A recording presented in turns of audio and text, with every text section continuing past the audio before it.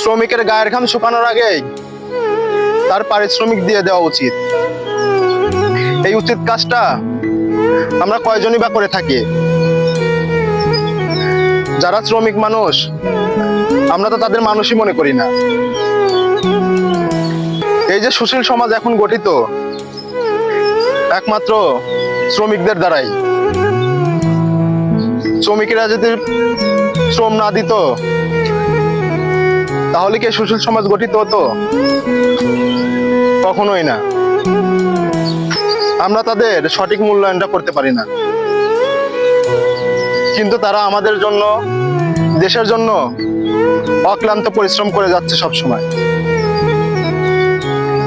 তারা ভালো থাকুক সব সময়, আমার পক্ষ থেকে এটাই চাওয়া।